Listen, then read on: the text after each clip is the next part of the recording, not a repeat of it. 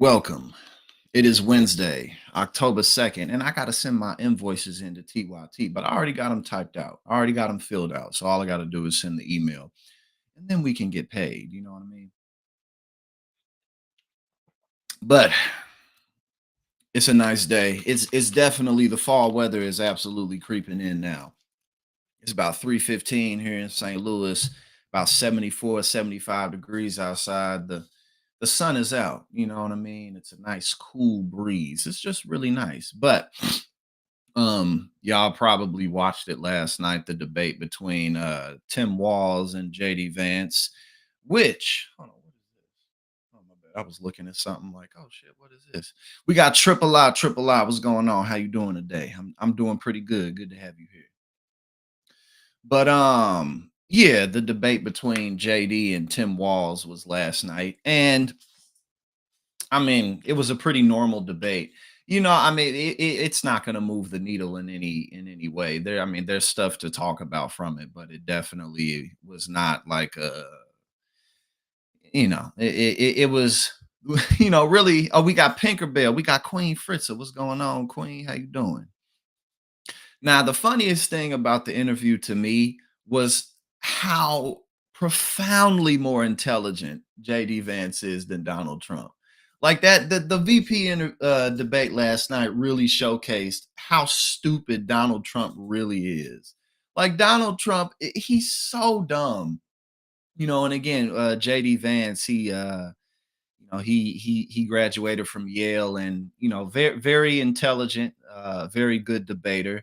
But at the end of the day, he's still selling a bunch of crap. He's still trying to sell Trumpism. So the debate was kind of it was a wash in the sense of it's not going to move the needle at all. But yo, when as I was watching it, I was like, one, it was like, okay, again, this is just a very normal debate. Afterwards, you talk about the things that they said, whether it was true or not, or what have you. Man, I could not stop thinking, like, yo, JD is showing how stupid Donald Trump really is.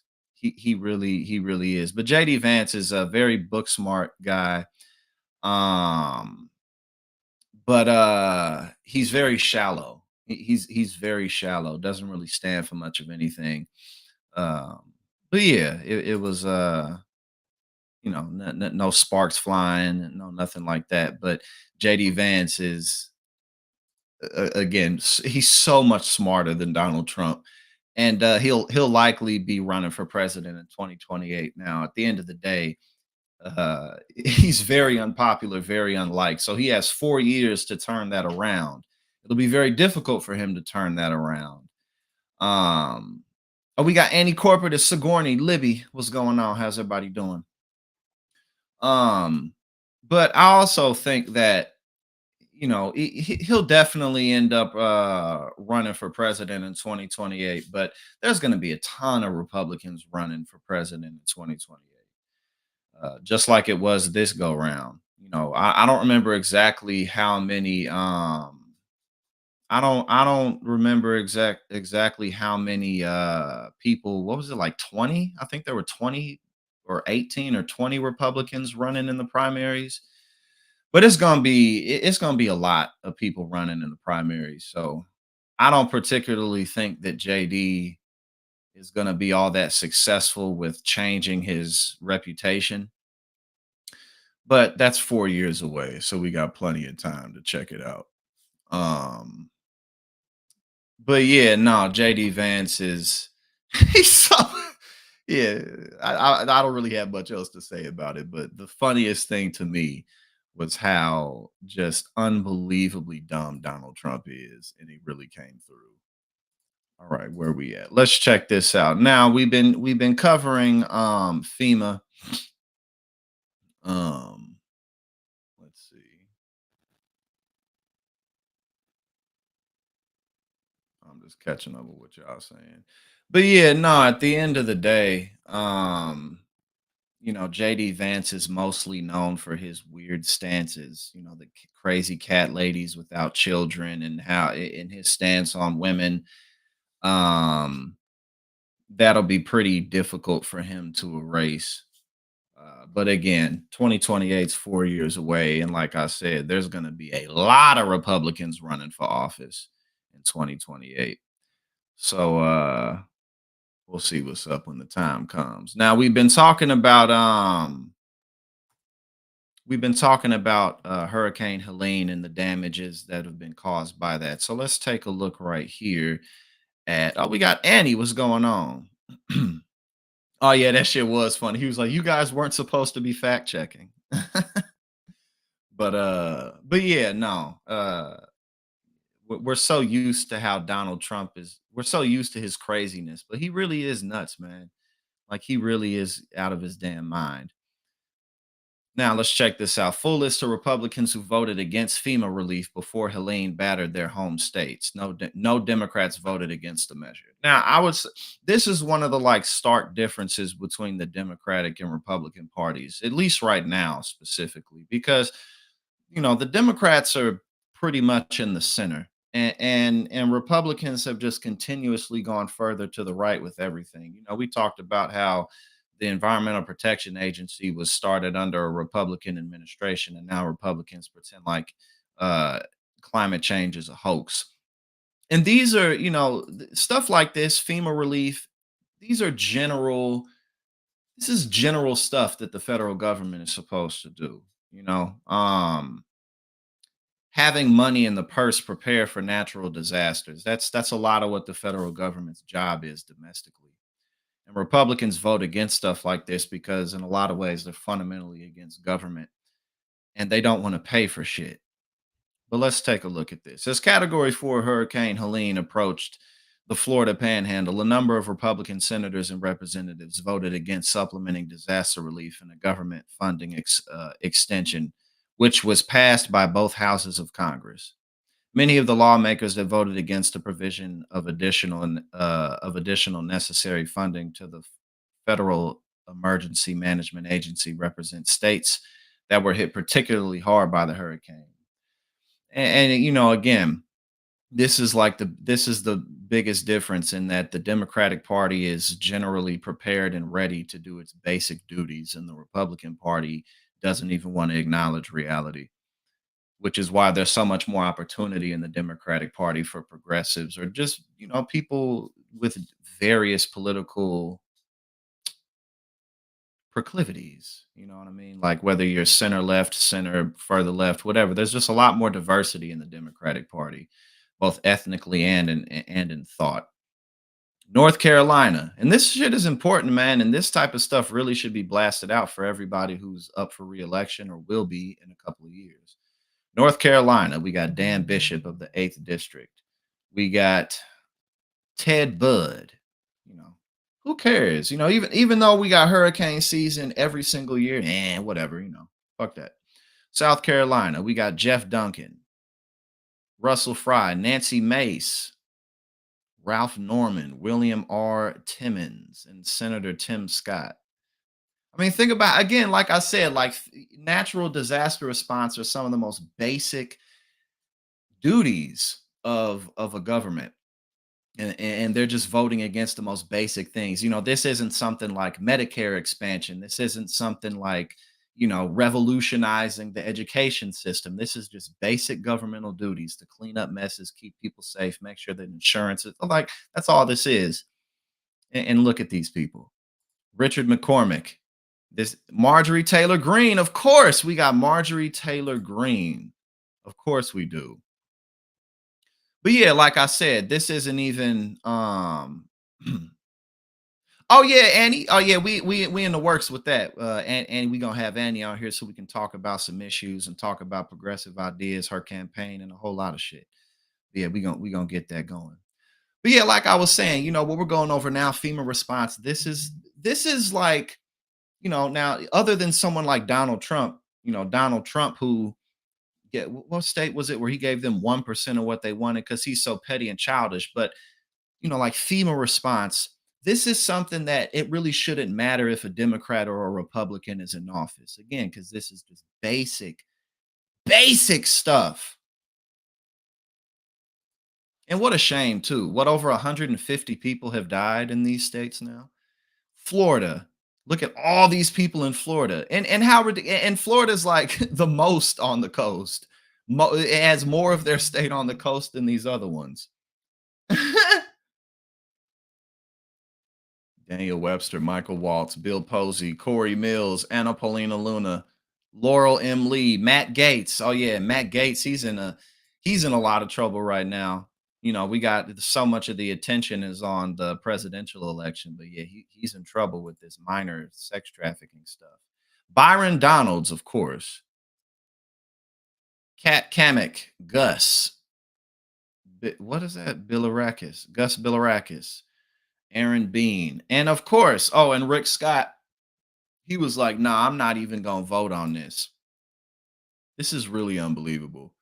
I mean, it's not surprising, but it's still like, again, this is. I keep saying it because I want to drill it through. Like, this is this shouldn't be a Democratic or Republican issue. This is basic shit.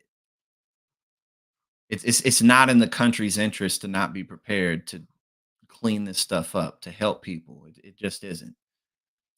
But that's the Republican Party. All right, let's see what's up. Where we at now? Hmm. All right, now here I don't. This is from a few days ago. Oh yeah, and oh yeah. Speaking with the letter hack, I think he was mentioning that he might not have power till because I'm gonna be on there in a few days. Well, I was supposed to be on there today, but everything that's going on with Helene. Um,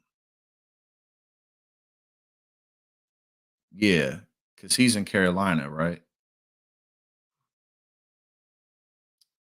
All right.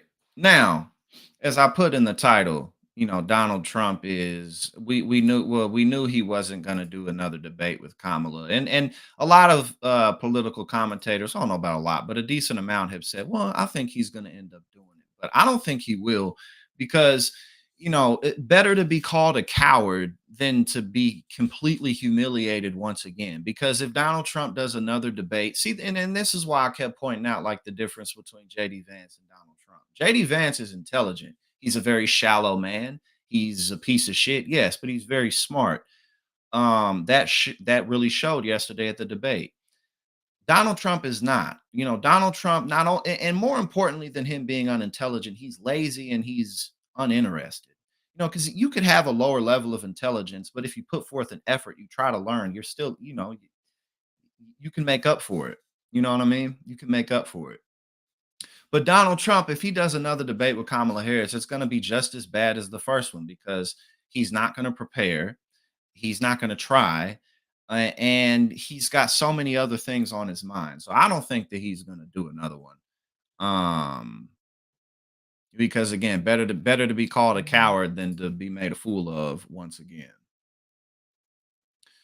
But this was Kellyanne Conway a few days ago, trying to get him to do another debate. And it's not even just that he should, but like, bro, you're running for president. Like, why wouldn't you debate again? But I know you, and I just believe when you see the end of that debate, are you going to let that be the last word of presidential debates of this season, end of your career, or are you going to want one more? So I'd rather debate. I'd rather have another one. The problem is we're so far down the line. And also, I had a 3-on-1 debate the last time. So I debated and I must say, I had a CNN 3-on-1 debate. Fair. And then I had the other debate, and ABC was. Yes, Sandy, and I hope the incumbent does the debate because they should. But nah, definitely. Totally crooked. So why not have another? Because they It's your agreed batting that average. they weren't going to do. And again, I keep pointing out, like, it's not necessarily something that's like gonna be on the forefront of everyone's mind. But the biggest thing that stuck out to me yesterday was like, wow, Donald Trump, not that we didn't know that he's an idiot, but he really, really is an idiot. He really is. We're so used to it. But like the debate between JD and Tim, they were rather civil with each other. It was just more normal. It was normal. And Donald Trump sitting up here talking about, well, it was 3-on-1. It wasn't fair. And it's like a prize fighter. When a prize fighter loses a match, they want to do another one immediately. And Kellyanne's like, dude, do another one. He's like, no. No, but here's the thing. And I like debating. And I thought I did a great job. I thought that was one of my best debates. But it gets spun and spun. It's so crooked.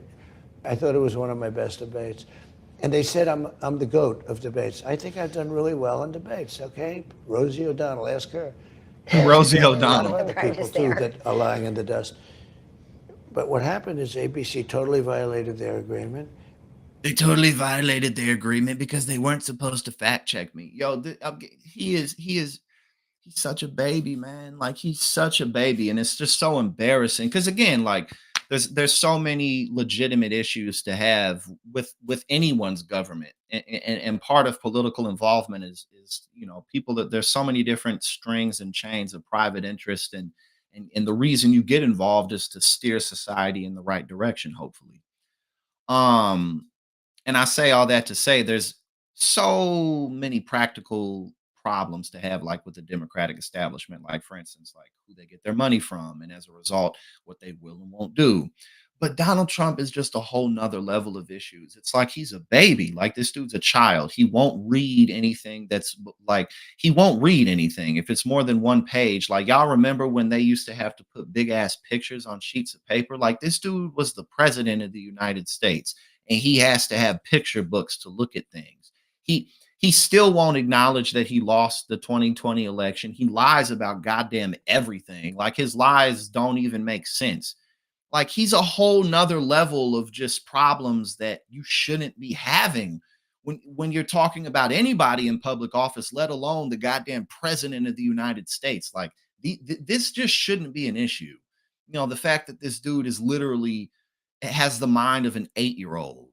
And this guy, like, was debating me. But why let that be the last word then? Because number one, we're winning. Number two, it's very late in the process. The people are voting already. I would like to do another debate.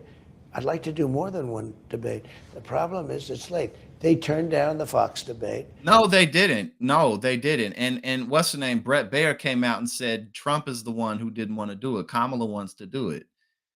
And don't forget, I had 2 debates. And again, like it's just if you're really so big and bad, it does just do the debate. But no, he can't. Beat You did. Biden. That one was early. And then I had to beat her. And the one with her was very late, too. And then we had a fake news organization, terrible, ABC. The worst of all is ABC. I've always said it. And again, we're so used to it, but think about how ridiculous it is that this like he calls for the prosecution of the debate moderators at ABC because they fact checked him. These people should be prosecuted. Like, I mean, again, like we're so used to it, but think about that level of entitlement. He's so entitled. Like it's not fake. Like he's not faking it. He really, really thinks that he should just be able to do whatever he wants. He really thinks this. Like it's not a joke. That's why they wanted ABC, because they had to deal with ABC.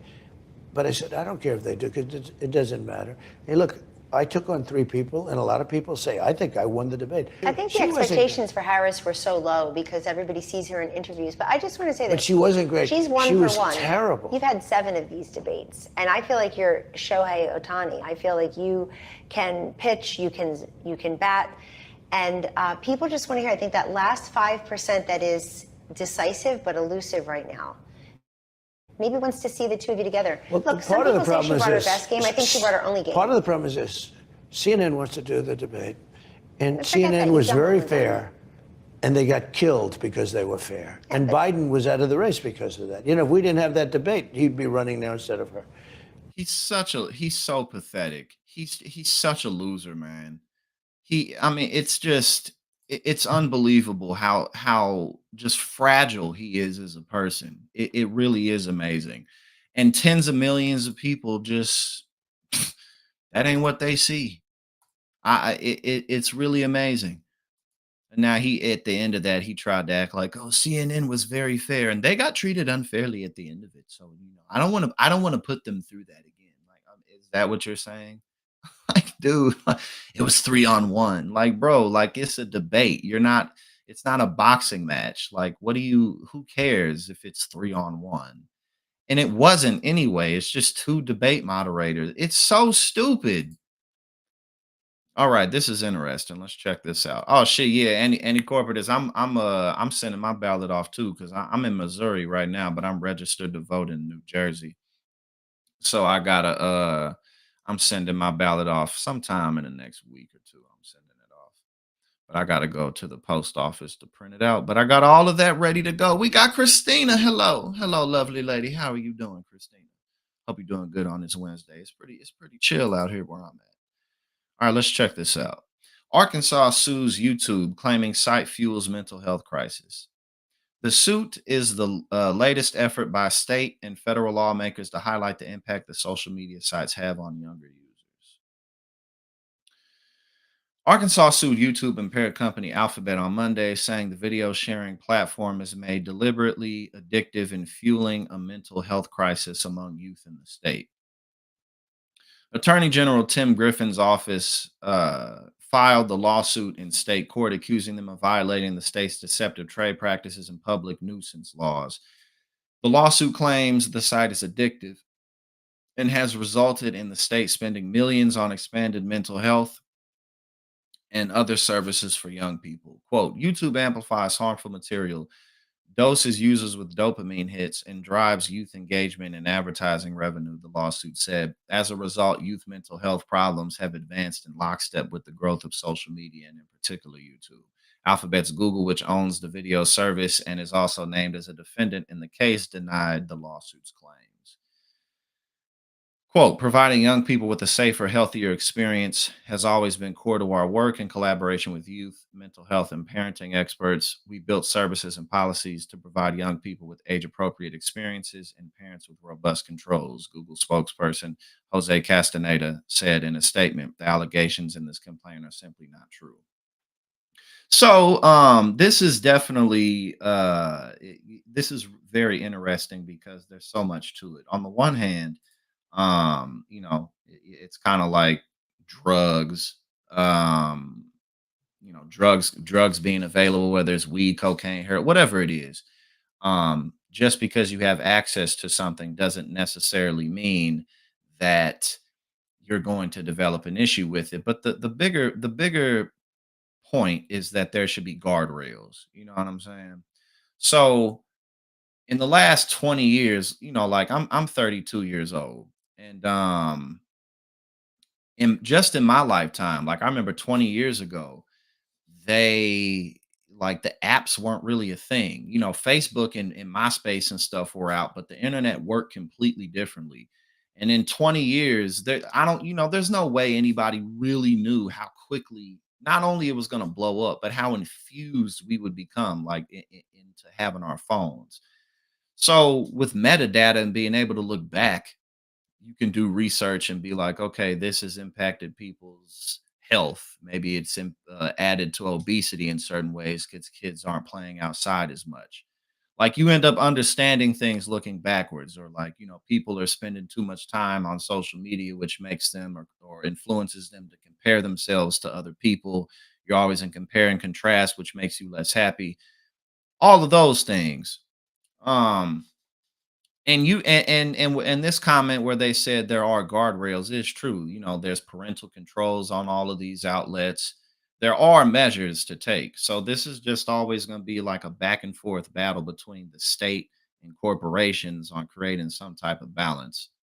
So, you know, on the at the end of the day, um, you got to raise your own children. You feel me? So there's only so much responsibility that can be put on a company like YouTube. Like, if your child is always on YouTube, then you know what I'm saying. Like, you got to step up. But then YouTube does have um, everybody has a point in this, but overall stuff like this just creates like parameters like age restrictions and shit. YouTube requires users under 17 to get their parents. See, again, like we just said, a lot of these things are in place. YouTube requires users under 17 to get their parents' permission before using the site, while accounts for users younger than 13 must be linked to a parental account. But it is possible to watch YouTube without an account. The kids can easily lie about their age. The lawsuit is the latest in an ongoing push by state and federal lawmakers to highlight the impact that social media sites have on younger users. U.S. Surgeon General Vivek Murthy in June called on Congress to require warning labels on social media platforms about their effects on young people's lives, similar to those now mandatory on cigarette boxes. Yeah, again, you know what I'm saying? It's mostly about having access to the information, understanding that being on X, Y, and Z platform, whether it's YouTube or whatever social media site, can have negative impacts on your mental and emotional health. It can stunt your social development, stuff like that. If you're providing people with this information, you're providing parental controls, then then there's only so much blame you really can get at the end of the day. I used to do cocaine all the time, and I don't now. You know what I mean? Like I don't I haven't done cocaine in a long time, and the reason I don't is because I don't need to, and I understand that if I do coke all the time, it's not good for me. I won't sleep. I won't eat nothing. It make me lose my damn mind. So at the end of the day, like people have to manage themselves, and this isn't. I mean, what all can you really ask these people to do?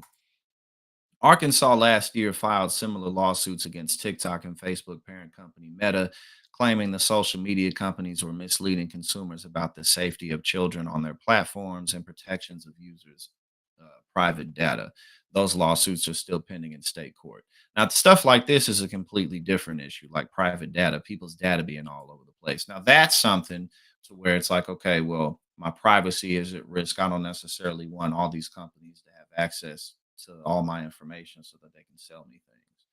Yes, you absolutely, this has more meat on its bones in terms of what a company should do to protect its users. But, if you got a 6-year old that's always got they face in a tablet, then take their tablet away from them.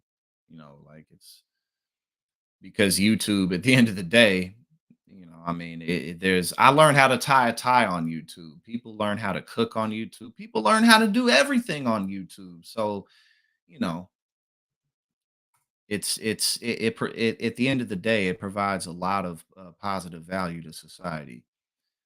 Arkansas also enacted a law requiring parental consent for minors to create new social media accounts, though that measure has been blocked by a federal judge. Along with TikTok, YouTube is one of the most popular sites for children and teens. Both sites have been questioned in the past for hosting and, in some cases, promoting videos that encourage gun violence, eating disorders, and self harm.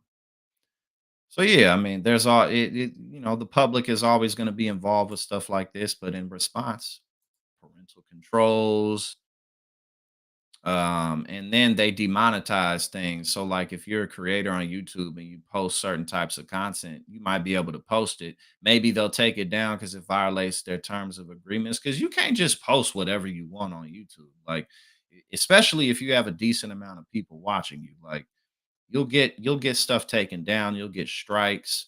YouTube's on top of stuff like this. um and then even if they let you keep some of your stuff up, they'll demonetize it so you can't profit off of it. So in my opinion, I think YouTube does a pretty good job. Perhaps they could, there's always room to help users understand what they're doing more. But other than that, you know, I don't think YouTube would be where it is if they didn't, think about these things at all, if they didn't consider any of these issues. All right, where we at now? Let's see. This we gonna go to Montana. Montana Democratic senator. He may lose his reelection bid in Montana, so we'll keep our eyes on that. But I haven't seen this. But what is this? Something from the debate that they just had. He said no. But let's talk about our Native Americans here for a second, Tim. The statement you made degrades Native Americans across this country. And you can say, look, I'll take responsibility. But apologies matter. And how you treat people matter. And if you treat them with disrespect, other people will disrespect them. So like I said to begin with, you're a big guy. Just apologize. Will you apologize for opening the border? I didn't open the border. This is so Montana. Montana is so slow and no sense of urgency. He said, "You're going to apologize for opening the border," which is hilarious because Montana is like as far away from the southern border as you could possibly get. like, the Guatemalans and the Salvadorians and the Mexicans, they're all flooding into Montana. Because there's like 7 people who live in Montana. All right, let's see where we at. Where are we at now? This is just a funny comment because it's completely true. We become desensitized. This is Paul Krugman. He's an economist. But it's amazing how at this point the Trump campaign rests entirely on denouncing things that aren't happening. An imaginary bad economy, imaginary runaway crime, and now an imaginary failure of Biden and Harris to respond to natural disaster. So again, like when they talk, because Trump is pretending like Joe Biden is doing nothing at all, is doing nothing at all about Helene, which obviously isn't true. And we just went over the list of Republicans who voted against funding FEMA. And then when it comes to the crime rate, which has gone down and is lower than when Trump was, everything is, they sell the vision of America like it's on fire. Every time you can't even go to the grocery store without getting robbed. Anytime you step foot outside, there's going to be some type of Mexican criminal who shouldn't be here after you. So yes, that's very true. All right, hold on. We already knew the debate. Yeah, he's not doing the debate. We already went over some of this. Now let's check out the 60 minutes. Because, like at the end of the day,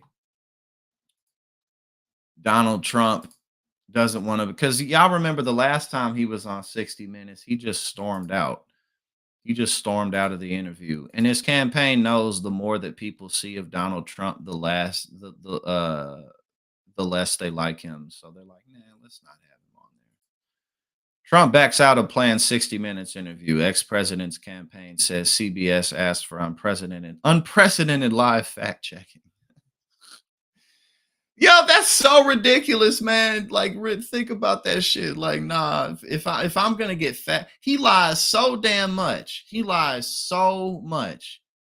Nah, I can't do this if you fact check me because I just want to say whatever I feel like saying. It's hilarious. Both Trump and Vice President Kamala Harris had initially agreed to feature in the show's election special set to air next Monday, as reported by The Hill. Trump was to be interviewed by Scott Pelley, while Harris was to converse with Bill Whitaker. However, the Trump campaign has now chosen to withdraw from the event. This man. Despite Trump's withdrawal, CBS News confirmed that the election special will continue as planned, featuring the interview with Harris. The network also reiterated its standing invitation to Trump for an interview.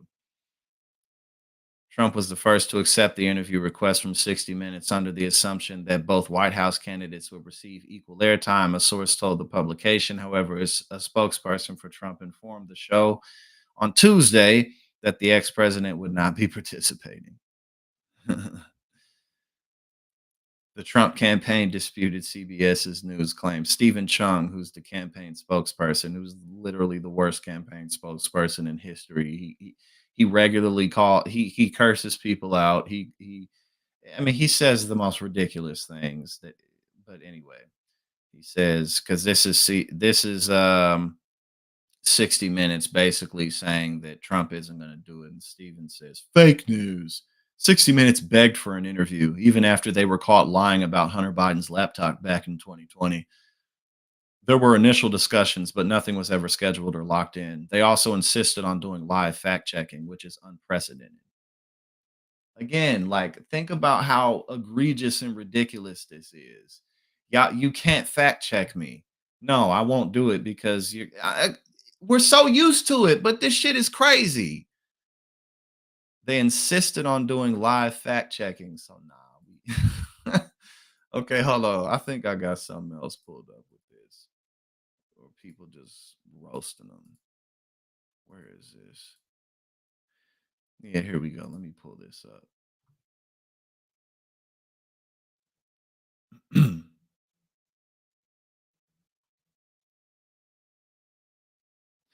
Zero Tech. Oh, we got Christine in the, we hold on, we got Aaron in the building. Hold on, where we hold on, where we at? Lady F and T, thank you so much. Thank you so much for the 5 gifted subs. Thank you for showing love. Thank you for helping to support the channel's growth. Thank you for everything that you do. I truly appreciate you. Uh, but yeah, I mean, again, it's like, nah, you gonna fact it, like what? And in the last 60 minutes interview, he got up and stormed out. He got up and stormed out. Like he's such a baby. This is just people making fun of him, which is hilarious. Trump's campaign clearly believes that the less people see of Trump, the better. Yeah, it's true. Afraid of the debate stage, afraid of 60 Minutes and his campaign team. After the last 3 days of increasingly unhinged and unstable ranting at his rallies, is clearly afraid of exposing him beyond comfortable confines. So Donald has backed out of the third debate, and now he's backing out of the 60 Minutes interview. I'm going to need wall to wall coverage on his fitness for the next 3 weeks from the corporate media. Nah, they do got. Honestly, they should talk about this more because I mean, again, look at the difference. There's so many things to look at, but look at the difference between JD Vance's debate performance and Donald Trump's. Like it's again, yes, JD Vance is a despicable person, but it's like wow, this guy Donald Trump is crazy. He really is. He's nuts. He's stupid. He's uninterested, and he's got so many issues. Dude got 34 felony counts. He's a fucking convicted felon, and Republicans are like, "Oh, so what? Who cares?" But they're the party of law and order. Like it's all so stupid. A window into how Trump operation bullies the press, and their red line is they also insisted on doing live fact checking. Nah. Dear leader shall not be fact checked. Fact checking is for other people. Man, again, Donald Trump he's the most undeserving person of he's the most undeserving person of all this devotion. It's really incredible. All right, where are we at now?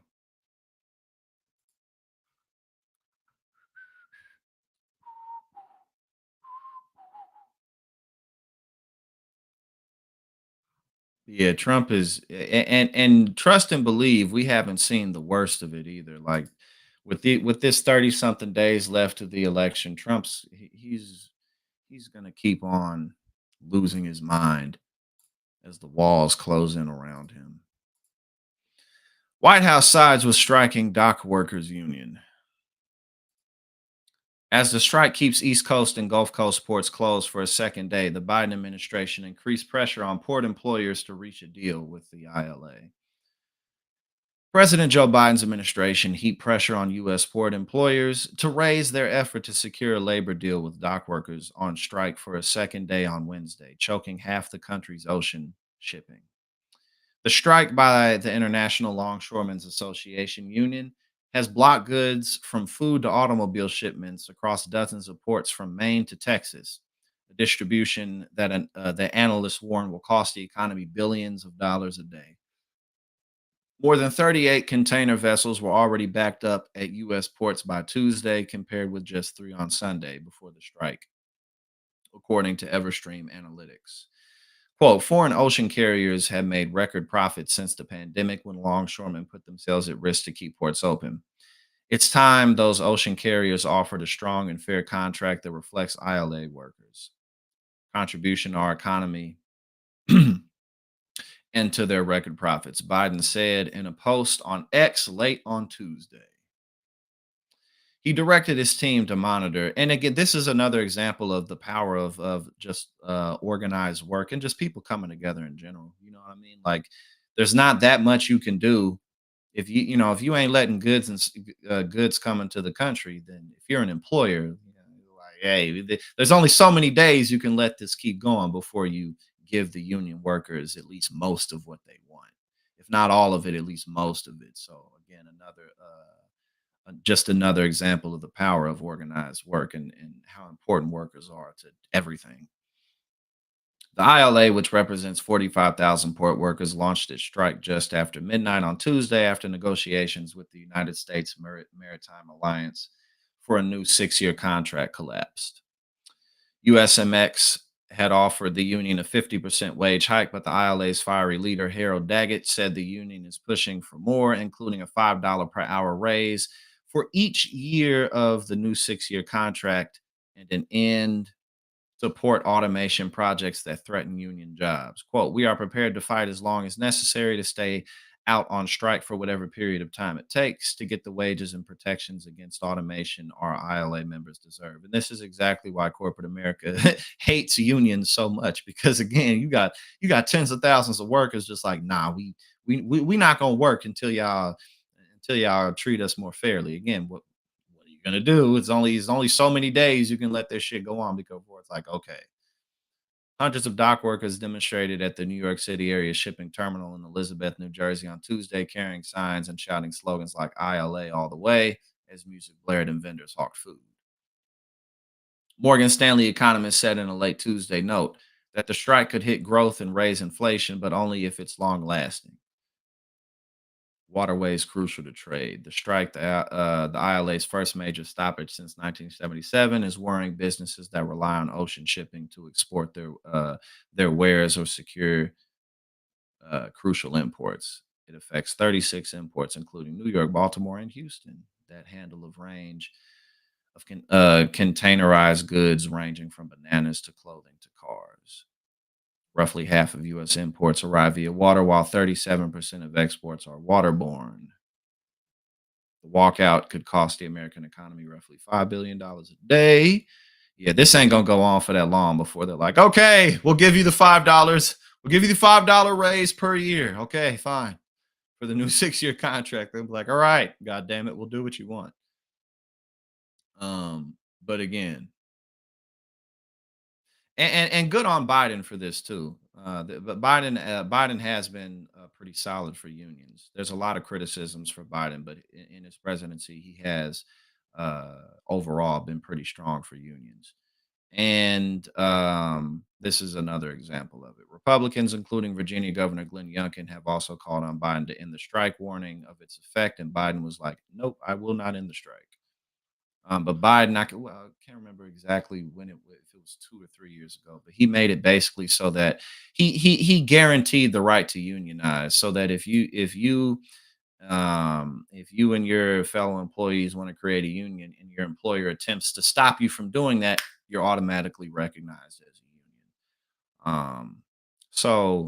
Again, in terms of the things that Biden has done well in his presidency, supporting unions is definitely one of them.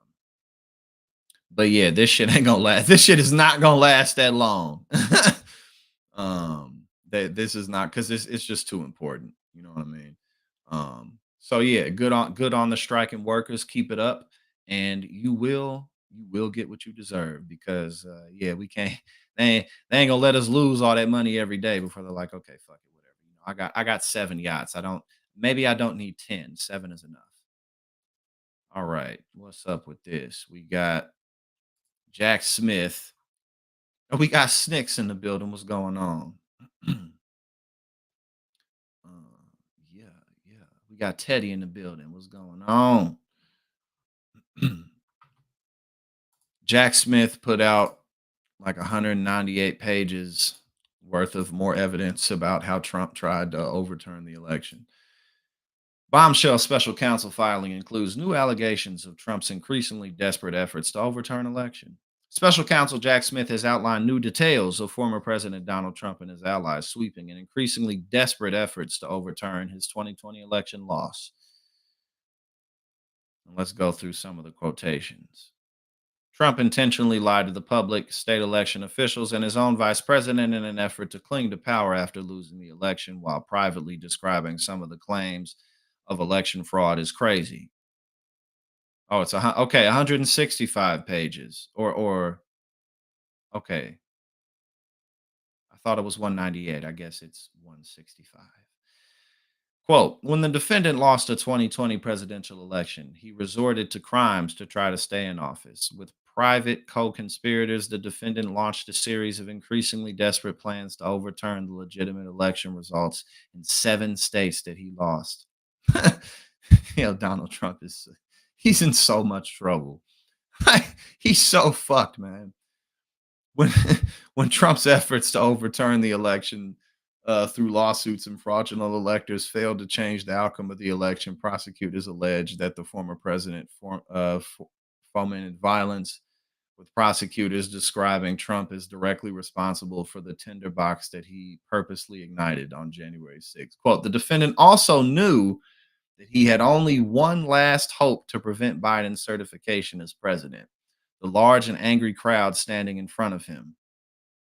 So, for more than an hour, the defendant delivered a speech designed to inflame his supporters and motivate them to march on the Capitol. The lengthy file, which includes an 80-page summary of the evidence gathered by investigators, outlines multiple instances in which Trump allegedly heard from advisors who disapproved his allegations, yet continued to spread his claims. Of course. Quote, it doesn't matter if you won or lost the election. You still have to fight like hell, Trump allegedly told members of his family following the 2020 election. Doesn't matter if you won or lost. Even if you lost the election, yeah, again, everything's about him. Like Donald Trump, legit, he's so simple-minded. He doesn't. It's not even just that he doesn't care about all this other shit. He doesn't even think about it. Like this dude, he got himself into so much fucking trouble, and he didn't think about any of it at all because he's that stupid. According to the prosecutors, Trump, quote, laid the groundwork for his crimes well before Election Day, which shows intent. Multiple advisors were like, nah. And he was like, who cares? I'll do what I want. Prosecutors alleged that Trump and his allies sought to create chaos at polling places, including one instance when a campaign employee encouraged a colleague to make them riot at an ongoing vote count in Detroit, which the former president later used to support his claims of voter fraud. Hold up. Had to pick up my celly. The through line of these efforts was deceit. The defendants and co-conspirators knowingly false claims of election fraud. In addition to outlining the instances when Trump was directly corrected about his allegations of voter fraud, the filing said Trump privately called allegations of voter fraud made by Sidney Powell as crazy.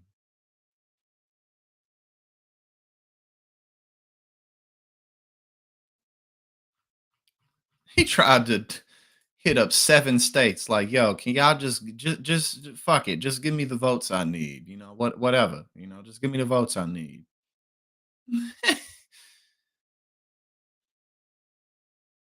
All right.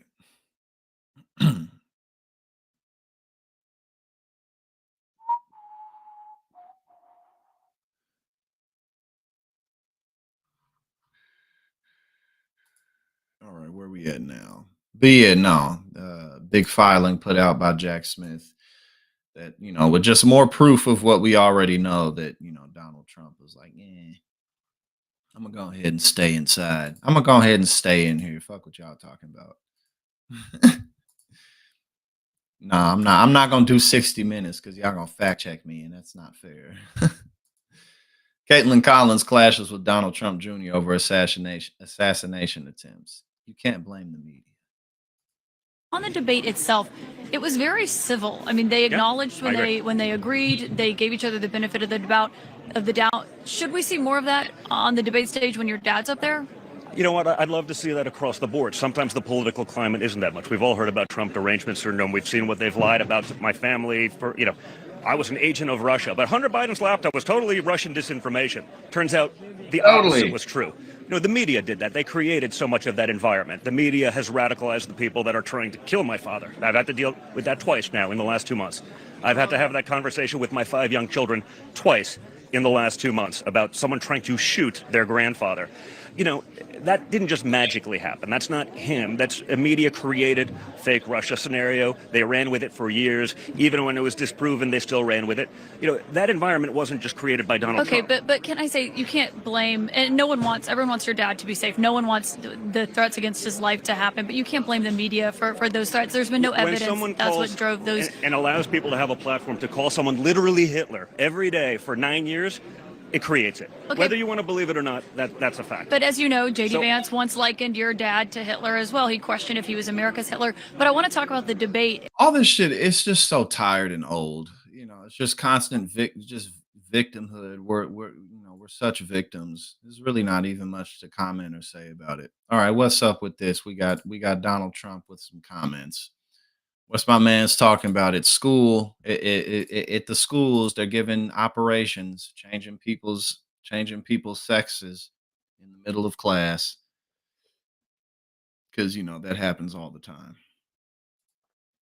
You have mostly transgender. Okay, let's see what this means. Let's get into it. He says, "Oh, let's just listen to him."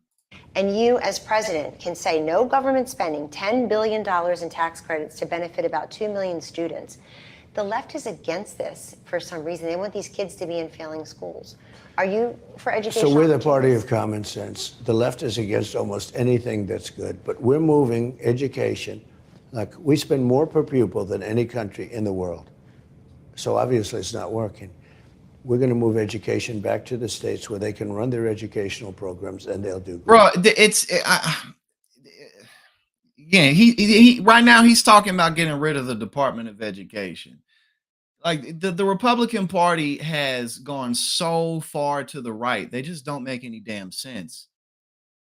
Again, think about that shit, man. You go from starting the Environmental Protection Agency because rivers were on fire and shit, and now climate change is a hoax. This dude's sitting there talking about getting rid of the Department of Education because we got to take it all back to the states. What about the poor? It's so dumb. The poor states, man, who don't have as much money. Public schools get funded off property taxes. They really just don't want the federal government to pay for anything. Like, all they want the federal government to do is take people's rights away, essentially, and nothing else. We brought abortion back to the states because that's where people wanted it for 52 years. No, that's not where people wanted it for 52 years. You know how much of a disaster it would be if we got rid of the Department of Education? That shit would be an unbelievable disaster. Right. Number one, like, is Norway and Denmark, and they do great. We spend more money per pupil than anybody, and we're last on the list. We're the worst. We are the worst. We're last or second to last all the time. And second to last to countries that are almost like third world countries. He just says shit, man. He's just saying stuff. We're last or second to last in everything, even for third world countries. No, we're not second to last in everything. And he's not talking about anything. Like, how is defunding education going to improve it? We spend so much money on it. All you got to do, it's so stupid.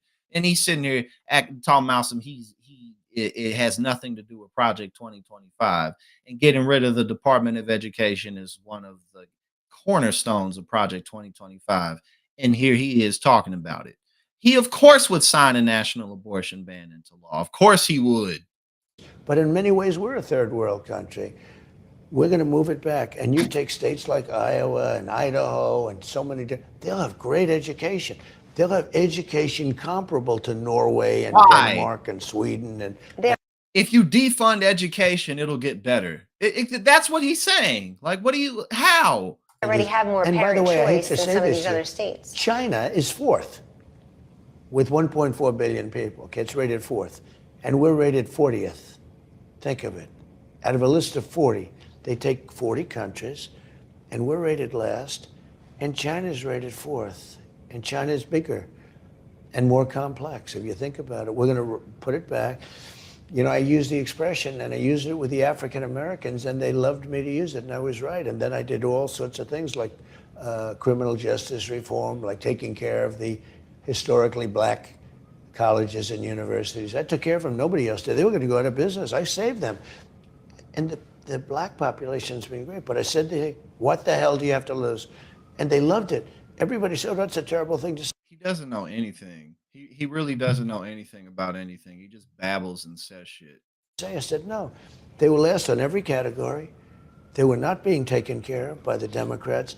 And what I did is I saved them. They're doing great. And I'm doing great with that vote. Look, you're Kelly Pollster, so yes. You would know. But just to get back, so number one, we want school choice. But we have to get out of this Washington thing. Half the buildings in Washington are occupied by education. And I was going to do this, and then COVID came. We had to focus on COVID. We're going to move it back to the states. And I'll tell you, out of the 50, 35 are going to do a great job. 30 are going to be as good as there is anywhere in the world. And then you're going to have your laggards, like in California, you have a lousy governor. Wherever you have bad government, it's going to be the same thing. And strong teachers. And you'll have to get. Nah, bro. If you got rid of the Department of Education, California's education system would greatly outperform most Republican states because California is incredibly wealthy compared to most Republican states. And it's so stupid because it's like Republicans continuously vote against their own interests so deep, so hard. You know, like if the federal government stopped paying for a lot of these programs, Republican states would be hit the hardest because Republican states are the poorest. It's so stupid. It's just racism, man. It's the racism. That's how Republicans are able to get these people to vote for them constantly because of the fucking racism. Yeah. And the sexism and the homophobia and the transphobia and all that shit. It's the bigotry. And you'll have to get through it. But we're going to move it back to the states so that all these states, Indiana, you know, the states that are really well run, they're going to have phenomenal education. We'll have like one person and a secretary sitting there to make sure they have English, okay? They teach. We want reading, writing, and arithmetic. Right now, you have mostly transgender. Everything's transgender. Some of these school programs, I looked at it the other night, they're destroying our country. So education's exciting. It's going to be very exciting. But it's so ridiculous. Luke, thank you so much for 10 months of membership, brother. I truly appreciate you. I appreciate all of y'all for rocking with me and for supporting me. It really, really means a lot and goes a long way. God, this dude is sitting up here talking about, so let's just get rid of the Department of Education and that'll just fix everything by itself. Like, oh, okay. I'm sure it will. Yeah, if by defunding things. Okay, can we talk about Megyn Kelly for a second? This woman is hold on. Hold on, what do you say? How many states does he think we have? Right, exactly. The 35. He said 35 states will do really good. 30 will do all right, and then there will be other ones. So we got like, you know, we got 70 plus states or something. 30 and 35 makes 65. Then some additional ones. So we got a whole bunch of states that we didn't know about. But Megyn Kelly has, I mean, her shtick is so fake. She's too old. She's too old to make the type of content that she makes. And I'm not calling her old like that. I'm just saying, like, she makes content like she's 23. Like the type of content she makes is like something that somebody in their early 20s. I'm coughing sitting there talking about it. But the content she makes is the type of shit somebody who's like 21 would make. It's immature. It's desperate. And it just seems incredibly inauthentic. It seems incredibly inauthentic because it is. You know, again, at the end of the day, for everyone who watched the debate last night, pretty much everyone's like, no, it was a wash. Like, it's not really going to change or move anything. It was a very normal debate.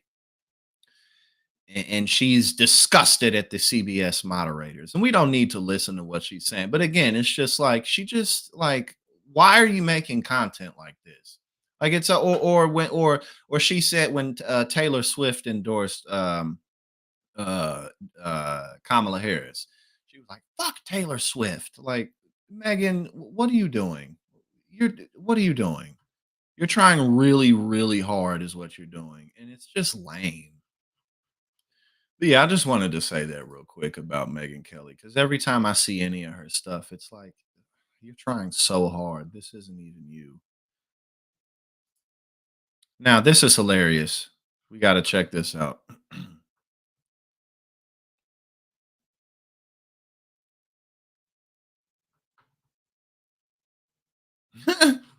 We just gonna send everything back to the states. In other words, fuck everything. If you aren't wealthy, then fuck you. Well, wealthy and white. But if you're wealthy, then at least you'll be able to get past a lot of those hurdles. But if you're not super wealthy, then just just fuck you.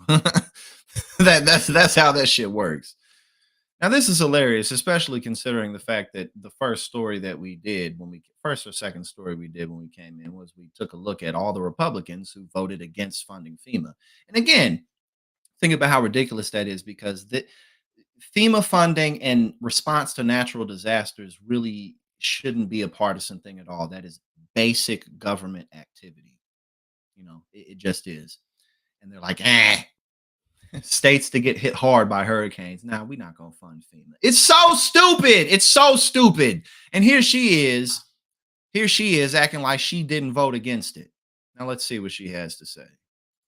As a matter of fact, if you all could sit and listen to every detail of our committee hearings, like just brief parts I've showed you today, but you could hear the entire thing. You would hear the Democrats on Homeland Security Committee hearings. You would hear them saying that it's racist not to let these people in. You would hear them saying that they're coming because of climate change. Really? Try talking to the people in Western North Carolina.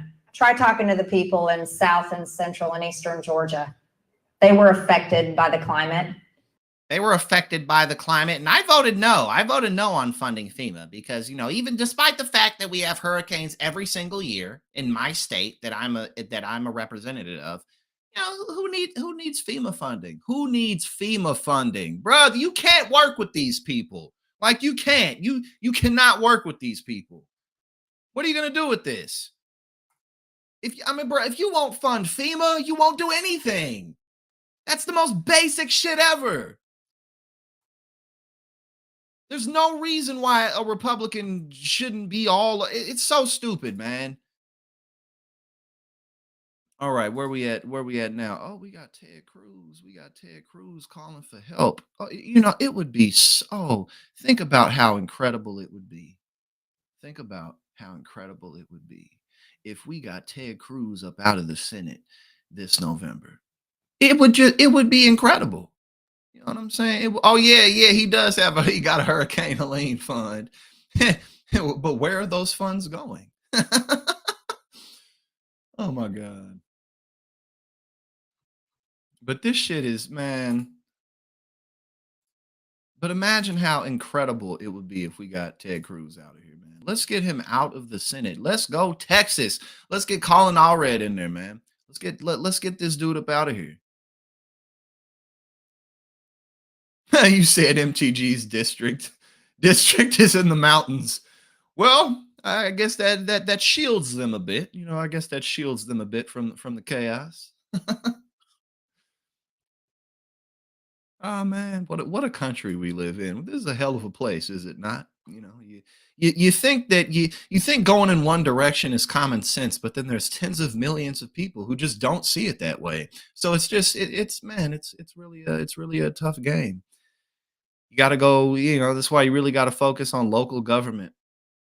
You got to build out. We got to build out as progressives. We really do. They're coming after me. Ted Cruz issues desperate plea for help in re-election bid. Let's go, Texas. Get this dude out of here. Congressman and media darling Beto O'Rourke by 2 points and 200,000 votes. This time around, Emerson College on the Hill out with a new poll last week that have Cruz up by 4 points in his race against Zero. I feel for you, brother. I feel you. I feel for you. Well, right now I have been living in New Jersey for 8 years, but right now I'm in Missouri, so we're kind of going through a bit of the same type of conservative stuff. You know what I mean? It's tough. It's definitely a struggle. Democrat Congressman Colin Allred. The senator is joining us now for the latest on his race. Texas Senator Ted Cruz, good to see you. Good morning. Good morning. Good to be with you. So, Senator, it's good to see you again. I'm wondering if this feels like, to some extent, here we go again. The media is calling this a really tight race. A 4-point lead is a lead that I would much rather have in a race like this. You won your seat for the first time back in 2012. You won it by 17 points. So things are getting tighter in Texas. What's going on down there? Look, there's no doubt Texas is a battleground today. Chuck Schumer has been explicit. One of the big things that's going on down there is them abortion bans. You know, that shit is people aren't going to forget about it. Like Republicans are hoping, like, well, maybe women and everybody will forget about, you know, their sisters and cousins dying from a miscarriage because they're being turned away at the hospital. People ain't gonna forget about that. And Texas is extremely strict on that, so that has a lot to do with all of this. I'm his #1 target in the country, and the Democrats are spending over $100 million. Chuck Schumer and George Soros are flooding cash into the state of Texas. There have been multiple polls in the last 3 weeks that show it as a 4-point race, a 3-point race, a 2-point race, and there have been 2 polls that show it as a 1-point race. They are coming after me with everything they got. My opponent, who is an extreme left-wing Democrat, is a congressman named Colin Allred. He's voted with Nancy Pelosi 100% of the time his first 4 years in Congress. He's voted for open borders and higher taxes and defunding the police. And yet he's been on TV for 3 months straight with relentless attack ads. I just went on TV a couple of weeks ago. And so I want to encourage your viewers this morning. I need your help.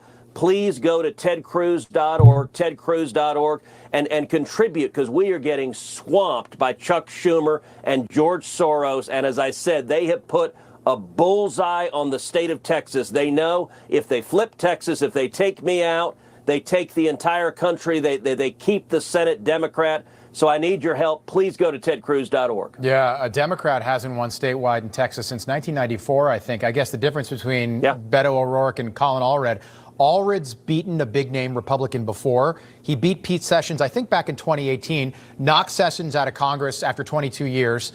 Beto lost the governor's race. He's not president. He lost to you. Does that change anything for you, running against someone who's actually beat a prominent Republican before? Well, look, Colin Allred is running the exact same campaign Kamala Harris is. They're both hiding in Joe Biden's basement. Neither one of them does events. They don't do media interviews. They do almost no press conferences. In the last 8 weeks, Colin Allred has done 1 press conference. In the same time period, I've done 20 press conferences. Now, there's a reason. Both Kamala Harris and Colin Allred are desperately running away from their record. I was going to say, like, they just keep saying George Soros as if nobody else donates big dollars to the Democratic Party, you know, and no one else but George Soros. They've been saying the same shit for 40 years, man. Like, Republicans really have to switch their game up. They really do, because it's really not working anymore. And its effectiveness continues to wane. Give you an example. Colin Allred over and over and over again has voted for open borders. He says, if you think border security is important, Colin Allred says you are a racist. He calls the border wall, quote, that racist border wall. He has pledged to personally tear down, quote, that racist border wall. Right now, he's running millions of dollars of TV ads with him standing in front of the thing he calls that racist border wall. Yeah. It's a design. They want millions of dollars to pretend their record is different than what they are. I'm proud of my record. I've spent 12 years fighting to secure the border. I worked hand in hand with Donald Trump, and we achieved the lowest rate of illegal immigration in 45 years. Rob, we did it before. We'll do it again. Yeah. Are you concerned illegals are going to vote in this election for your opponent, Colin Allred, and Kamala Harris as well? Is that going to happen? Look, I'm absolutely concerned about it. We have seen. Yeah, and again, it's just, I mean, we get the narrative. It's just the racism and the bigotry. Obviously, we know that people who don't have social security numbers can't vote, because if you don't have a social security number, you don't exist on paper, aka undocumented immigrants. So there's no way for them to do this. If they tried, they would get caught. There's no incentive for them to do this. They couldn't if they tried. But, you know, it's just the idea that Democrats can't win elections with American citizens is so stupid, because basically they're saying, you know, if you're not racist and sexist, then you must be out of your damn mind, because would nobody vote for this but an undocumented immigrant? Like, no, because nobody would vote for higher wages or more affordable health care, or more affordable prescription medication, which again, these are things that the Democratic Party does routinely. The Democratic Party does a lot of bad stuff. They don't go far enough on a lot of things, but you can count on the Democratic Party, even as centrist as it is, to do things like lower prescription drug costs and raise the minimum wage. That's something that is likely to happen under a Kamala Harris administration. If she can do it, she'll probably raise the minimum wage. Like, stuff like that is low hanging fruit that Democrats typically do. But what I'm saying is of course people will vote for shit like that. Like, why wouldn't they? Why, you know, Democrats Democrats are the party that typically support people, the LGBTQ community, minority communities of all kinds. So again, it's like the mindset, nobody would vote for this unless you're an undocumented immigrant. Like, that they really do live in a bubble. 11.5 million illegal aliens come into this country. I'll tell you, in Texas, you see the human suffering. You see the dead bodies. You see the little girls and little boys brutalized by human traffickers, the women sexually assaulted by human traffickers. People ask me all the time, why are Democrats allowing this invasion? And the answer is the question you just posed, which is they look at 11.5 million illegal immigrants and they see future Democrat voters. Some they hope will vote illegally in this election. The rest they plan to grant amnesty. Yeah, like 81 million people voted for Joe Biden because they were, because this country overall really didn't want another Trump presidency. So what are 20 million, 20 or 30 million undocumented immigrants voting? That's what's happening because, again, no one's interested in Social Security and Medicare. And like, no one's interested in things like that. And give them voting rights in some future election. Either way, it is dangerous, and there's no state that has paid the price, that has borne the burden more than the state of Texas. And look, we've got illegals flooding into our state. We have Californians coming into our state in massive numbers. California's coming into Texas. And we've got over $100 million from Chuck Schumer and from George Soros. Liz Cheney is down in Texas campaigning with Call It All Red and campaigning for Kamala Harris. They are coming after Texas. It's why I need the support of the men and women watching this morning. Please come to tedcruz.org, give $25, $50, $100. We got $100 million attacking us. It is an absolute neck and neck fight right now. Tell me, Senator, about these bridge projects. I know you got one that you got approved, Eagle Pass, Laredo, Brownsville. They're all now moving forward. Your constituents, people in Texas, want this. These bridges matter to Texas voters and Americans. But I hear a bridge in Eagle Pass, and I think, oh no, more illegals crossing over. What are these bridges going to do? Well, look, this is a huge legislative victory. There are 4 new bridge projects in Texas. 2 in Laredo, 1 in Eagle Pass, and 1 in Brownsville. And these are all bridges for legal trade and commerce. Every year, the United States and Mexico do about $800 billion of trade with Mexico. Mexico's our largest trading partners. So Texas farmers and ranchers are selling back and forth across the border. Texas manufacturers, it drives millions of jobs in the state of Texas. And these 4 bridges were all being delayed by bureaucratic roadblocks from the Biden-Harris White House. They were being delayed 3, 4, 5 years. And so I authored legislation, got bipartisan support in Congress, got it passed into law in December to expedite the environmental. If Joe Biden and Kamala Harris were delaying the bridge projects, then how did you get it passed through law? Like, this guy, man. And again, because there are things that you can that the Democratic Party does, like infrastructure. Like, why would a Democratic president not approve of bridges being built that need to be built? That's what Republicans do, because they don't want to pay for things. As we went over all the Republican representatives and senators who didn't want to fund FEMA, even though their states are impacted by hurricanes every single year. It's again, he said that they couldn't make these bridges because Biden wouldn't allow it to happen, but Biden signed it into law in his infrastructure deal. What are you talking about? And this is what Republicans do all the time. Like, they vote against infrastructure packages. And then when those same infrastructure packages deliver like 40,000 jobs to the districts that they're in, they pretend like they voted for it. You know what I'm saying? Like, and one of the biggest issues with the Democratic Party, you know, other than like obvious things like corruption and shit, is the Democrats historically have not been very good at messaging, because Democrats do things like create 230,000 manufacturing jobs, 300,000 construction jobs, $400 million going to mental health, X, Y, and Z here. Like, Democrats do shit like that. And Republicans vote against shit like that. So again, it's like, what? You sitting here trying to take credit for Biden's infrastructure package. That's what he's doing right now. He's trying to pretend like he made it's so stupid. Permitting on all 4 of these bridges to speed it up, and the permits have been granted now. These bridges will be built several years faster. The result of that is going to be tens of thousands of new jobs in Texas, billions of dollars of new investment in Texas. The Texas Association of Business calls my bridge permitting legislation the most consequential legislation for Texas-Mexico trade since the U.S.-Mexico-Canada trade agreement. It's a big, big deal for jobs in Texas, which is my #1 priority. Yeah, Senator, you've been fighting for that for a long time. I know it. If you do win in November, is your name back in the mix for the White House in 2028? Well, look, one step at a time. What needs to happen in November is Donald Trump needs to be reelected. I'm all in for reelecting President Trump because you know, the Democratic Party isn't, as a whole, is not progressive, but they do they fulfill the basic duties of government. You know, that they do. You know, like that's a bar that everyone should pass, but they do.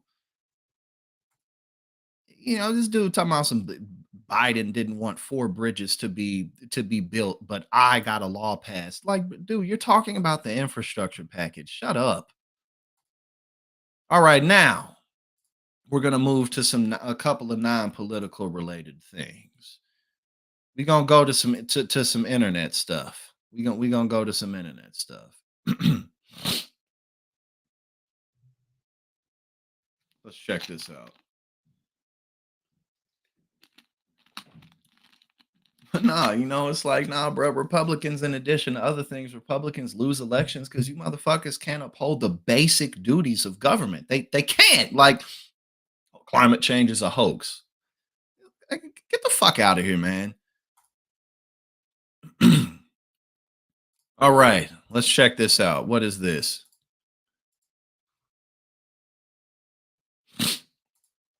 What happened to modern man? Alpha male face roasting for lamenting that teenage boy doesn't look as good as his great grandfather at the same age. Okay, this is some super internet shit, I guess. But what we got here? We got modernity in one photo. What happened to modern man? This photo is 85 years apart. This is my son on the left and his great grandfather. Both are around. What else does it say? I guess it's saying like men are pussies these days, but they kind of look exactly alike. They kind of look the same. All right, what we got here? What happened to modern man? Modern man is a bunch of pussies now. He just kind of looks like a normal teenager. And his parents, I guess this is his dad or his mom or something. And it's like, fuck my son. My son's a pussy. My grandfather, he was a real man, but look at my son. Again, they kind of look the same. We got the modern man whines on the internet about facial appearance. We don't have to send children to war. The difference in testosterone is vast. Yes. Oh, this is from George Washington himself. Soy lattes on the left, guy on the right drank bovine milk straight from the teat. Indeed. Back when men were men. Back when the fuck is of that? You know, they you know, back before vaccines. The first vaccine came out in like the late 1700s. We've been having vaccines for a long ass time. I don't even know what the point of this whole thing is supposed to be right now. Auntie Wokey, here's my disgusting son.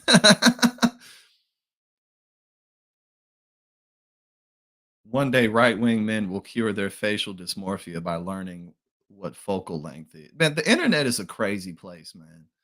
Like there's just so much shit going on, and everyday normal people are like, "What, huh?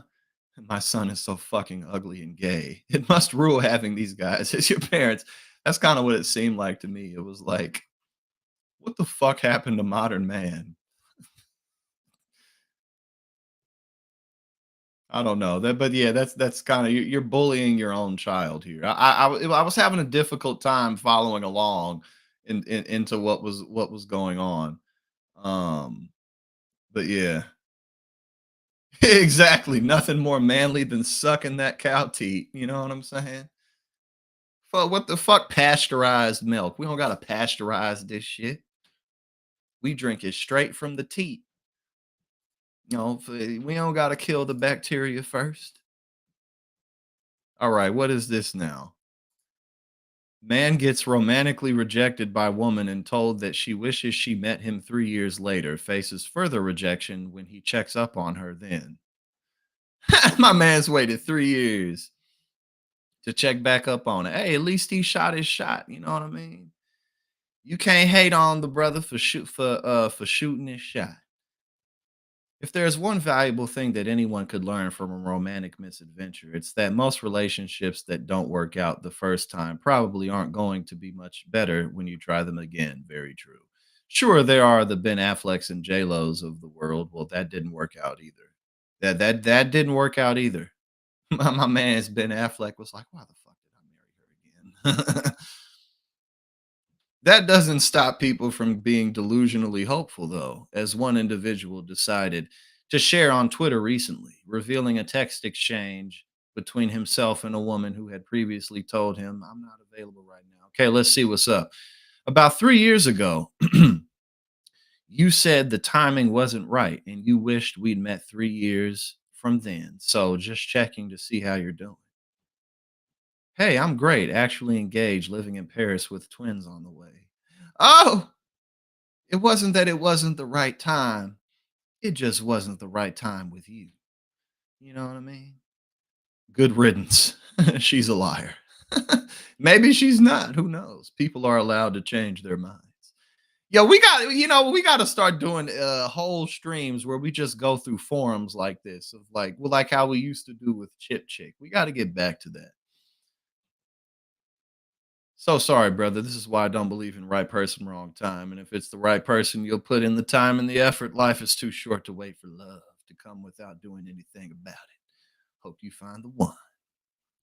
Sam, brother, why'd you post this? He said, Sam, brother, why'd you put this up?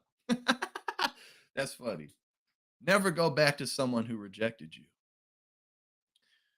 That sucks, but please don't wait for someone for 3 years. Hit the gym.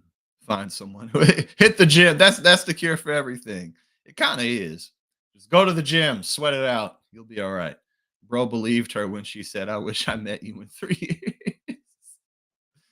This isn't that bad, honestly. This really isn't all that embarrassing. It's funny, but it's not that bad. I mean, and also he probably wasn't counting. He probably wasn't counting the days as they went by. He probably was like, "Oh shit, let's see what's up with her." But yeah, this is kind of funny. But yeah, we got to start. We got to start doing this, man. We got to start going through this again, through these types of stories. All right, where we at now? Yeah, that's all it is, man. He's just got to get back out there. Go to a bar, you feel me? Just go ahead and go to a bar, go to something, go to a virtual online meetup room, download some of the apps, you feel me? But hey, he shot his shot. So you got to give the brother some props for giving it a try. All right, now what's up with this here? Let's check this out. Woman emasculates boyfriend by making more money than him. He bursts into tears when he sees her salary. Well, it sounds more like he emasculated himself, but this is a insecure male post. If you're not, unless you're a flat out bum, it's just really not as big of a deal as a lot of guys make it to be. Relationships don't work for all kinds of reasons, but if you have a career in a path, then it's really not that big of a deal, man. Welcome back, ladies and gentlemen of the internet. Okay, let's just read it. Am I the asshole? That's what this is. Am I the asshole for not consoling my boyfriend because I make more money? Like, listen, pretty much every woman I've dated seriously has made more money than me. Either they still do or they did at some point. I've dated women who make a lot of money. And it never really was that big of a factor. Sure, if I made more money, maybe things could have lasted a little bit longer. You know what I'm saying? Like, but like a lot of the time, I mean, men and women do this. You know what I'm saying? We tell ourselves if only things went this way instead of that way, then this would have worked out forever. But probably not, man. You know what I mean? You tell yourself if I had more money, this would have worked. Maybe for a few more months it would have worked. There are things that matter, but like the reality is when you do stuff like that, a lot of the times you're looking for control. And if you think, oh, if I had more money, if I was X, Y, and Z, then I would have got my way. Then that gives you like a mental thing, like, oh, I can control this. But most of the time, shit just doesn't work out because y'all don't click right. Like that's usually what it is, because y'all just aren't right for each other. I need a gut check if I'm yeah, and good point too, Zero, because a lot of the times you read these and you can just tell this isn't real. Sometimes you never know, but I make a good deal of money, which I know people will say I'm the asshole already, but I live a very modest lifestyle. My monthly budget is 4K a month, and most months I profit 30K. I'm self okay, she makes good money. Let's see. Yeah, woman I dated who made the most money made almost this much a month. She made like $25,000 a month as an anesthesiologist. I'm self-employed, so sometimes it's more, sometimes it's less. Next month, minor flex because I'm a non and okay. She gonna get $80,000 next month. Go ahead. I have a boyfriend and we've been dating for 5 months. Okay, this is the other thing that's funny. It's like when you hear relationship stories and it's like, oh my, we've been dating for 2 months. Like, oh, okay, so basically y'all have went on a couple of dates and had sex a few times. That's what's happened because that's usually around the time span. Like you when you see that's usually how it goes. He's a good guy, but more traditional than I've ever dated before. I'm supposed to make all the money, god damn it, not you. He works as an assistant manager in a farming shop, paying $15 an hour. We're both in our mid 30s and live in the ass end of nowhere. I only moved here to be close to my. Y'all been together for 5 minutes. I mean, 5 months, which is kind of like 5 minutes. No, he doesn't know what I make. Well, yeah, y'all just started dating.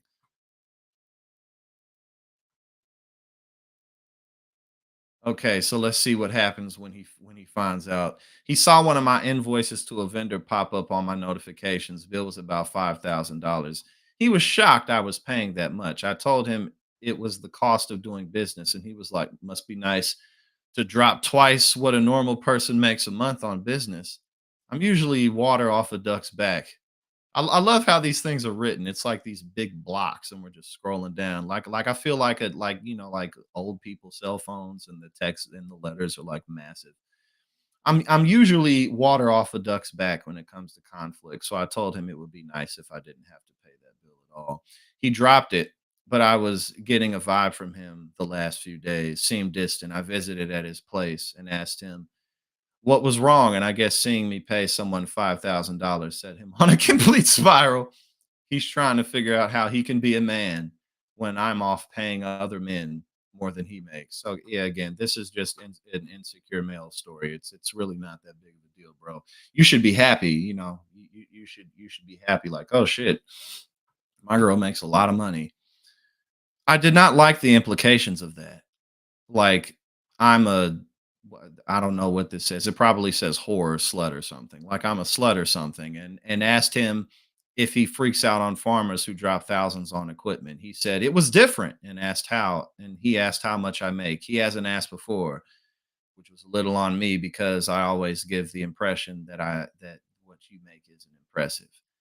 I had a bad feeling, so I lied and told him 120,000, which is officially my salary take. Hi IRS. Hi. That's funny. If you know what S corps are, you have an idea what I mean. Oh, look at you. She's probably incorporated in Delaware. She's got her a Delaware corporation, a good place to be incorporated for tax laws if you're thinking of opening a business. Anyway, he burst into tears. Oh yeah, nah, bro, you emasculated yourself. You burst into tears. Oh, I'm not a man because she's successful. Like, well, she likes you, so you already cleared that hurdle. But again, I think if I was nicer, I should have consoled him or something. Nah, I think that probably would have been like, why are you crying about this? Yeah, no, I mean, whatever. There's not much else to say about it. It's just yes, it was Hooker. It was Hooker. Thank you, Elisa. You pointed that out perfectly. It was Hooker. Yes, he wants a barefoot kitchen dweller. That's what he's looking for. Because otherwise, it's like, oh shit, my girlfriend's successful. That's pretty cool. Like again, we tell her everything was going fine until you started telling yourself that it wasn't. But yeah, you know what I mean. Like I mean, men and women, we tell ourselves all types of shit. But honestly, the truth is that the truth is that human beings aren't particularly designed to be with one person forever. We're just not. And sometimes that works out. Most of the time it doesn't. And like a lot I feel like people don't really understand society or human beings all that much. So like we think it's supposed to be this way. It has to be like this. But nah, for the most part, people started getting married. People got married for survival. You know what I'm saying? So like when you look at divorce rates now, it's like, oh well, nobody knows how to love each other. Sure, there's some validity to that, but for the most part, it's not. Being with one person is not as crucial to our survival as it once was. Like stuff like that'll really be that simple. People have more options now. Women make money. Women don't have to do what their husbands tell them to do. You know what I mean? So like it's not now more and more relationships are like friend. If you're a friend, how strong your friendship is. That's the type of stuff that makes relationships last because otherwise you're just running off lust and sex for the most part. And sex with somebody sex with a person may not get old, but the excitement's going to run out. So like like we put ourselves we put ourselves through so much mental anguish when in reality it's like it would be better for us to just enjoy and appreciate the people who come into our lives, learn from that. We can learn how to be better friends, better listeners, better givers of various of whatever that may mean. And people come and they go. Some people stay longer than others, but you know we tell ourselves stories about relationships and that's just not the way it is. Like people live for like 80 plus years now. People didn't used to live for that long. In a society when you go back several hundred years and people were mostly living to be in their 50s and shit like that, that's not the case now. So as society has progressed, you know um but that's good. It's a good thing. It's a good thing. um but uh the counterculture to women's suffrage and women basically having rights has been this movement of, we got to reverse Roe v. Wade. We got to take abortion away. We got to make it more difficult for people to vote. We got to take ourselves back to the good old days. But the good old days weren't good for everybody. But yeah, give yourself some grace. If things don't work out, you know what I mean? Um, if things don't work out, just learn from it, but don't beat yourself up too much about it. It's okay. Love yourself. Love yourself. But thank y'all for joining me. We're gonna have to do more stuff like that. All right, exactly. Disney been fucking us all up forever, man. Disney has been ruining dating for all of us, setting us up with all these expectations. But y'all have a fantastic evening. Thank you so much for joining me. Thank you for all of the support that you give me. I truly appreciate it, and I will see you tomorrow.